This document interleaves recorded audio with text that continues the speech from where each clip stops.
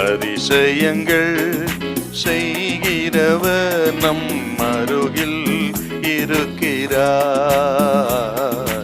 அற்புதங்கள் செய்கிறவர் என்றும் நமக்குள் வசிக்கிறார்.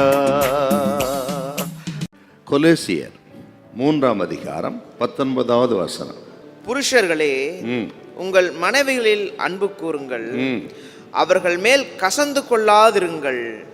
கசப்பு, புருஷன் கசந்து கொள்ள கூடாதுன்னா மனைவி கோஆபரேட் பண்ணணும், ஒருவருக்கொருவர் ஒத்துழைக்கணும். கோஆபரேட் பண்ணாதான் குடும்பம் கட்டப்படும்.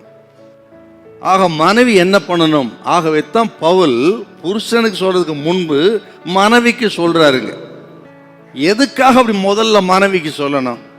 கணவனுக்கு தாங்க முதலிடம் வேதாகமத்தில் பார்த்தீங்கன்னா.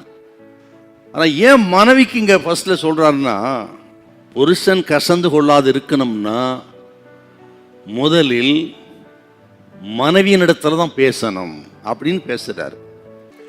ஆக என்ன சொல்றாரு பாருங்க, மனைவிக்கு அந்த கீழ்ப்படிதல், சப்மிஷன். இங்க கீழ்ப்படிதல்னா ஒபீடியன்ஸ்ங்கிறத விட சப்மிஷன், தன்னை அர்ப்பணிக்கிற ஒரு அன்பு மனைவிக்கு இருக்கணும். 1 Corinthians 11ஆம் அதிகாரத்தில் 3வது வசனத்தில் கர்த்தர் ஒரு குடும்பத்துக்கு ஆர்டர் என்னன்னு சொல்றாரு. தலைமைத்துவம் புருஷன் கையிலே கர்த்தர் கொடுத்திருக்கிறார். அந்த தலைமைக்கு ஆக தலையாய் கொடுத்த புருஷனுக்கு ஆக மனைவி தாமாக முன்வந்து கீழ்ப்படியணும்.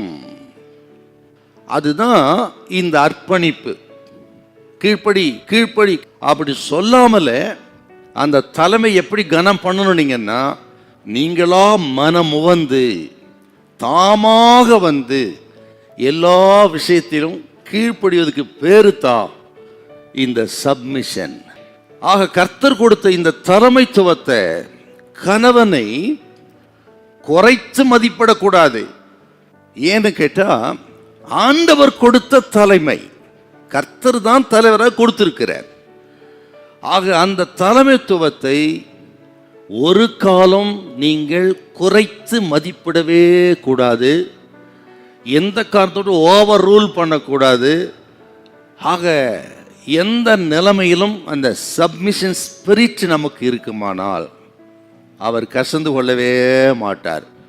அப்படி அந்த தலைவரை கனம் பண்ணா நீங்க கர்த்தரை கனம் பண்ணுகிறீர்கள்.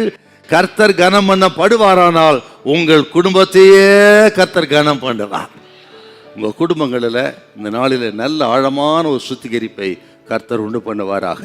சொல்றதெல்லாம் கேட்டு அப்படியே நீங்க பலிபீடத்தில் வச்சு பரிசுத்தப்படுத்தினீங்கன்னா உங்க குடும்பங்கள்லாம் செழிக்கும். அது குட்டி பரலோகமாகவே இருக்கு ஐயா.